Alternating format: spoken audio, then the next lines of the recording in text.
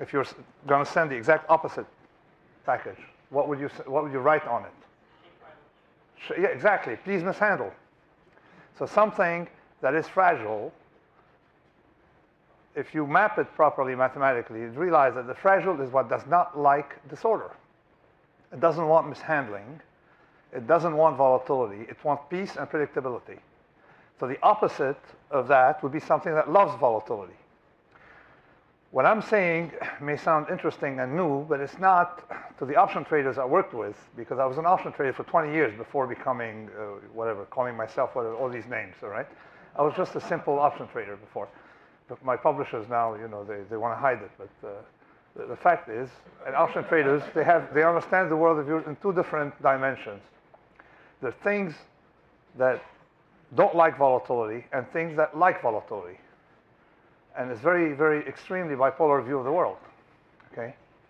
You don't almost have nothing in between. And effectively, all I did is generalize this idea to map it, to things that option traders, because option traders, all they do is they drink and they trade options, all right? So they don't have exposure outside of that narrow field. So all I'm doing is representing them to take the idea outside. And we can do a lot of things, because effectively, fragility is something I can measure, and antifragility is something I can measure.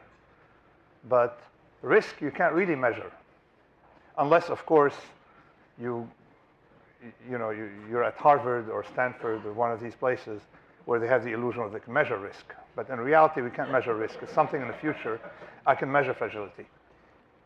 And let's see how we can generalize. The graph you have here shows you very simply a fragile payoff, where nothing happens most of the time. I don't know, you don't have porcelain cups here, otherwise we would have had an experiment. But nothing happens most of the time. But when something happens, it's negative, you see? So this is a fragile. Everything fragile has this property.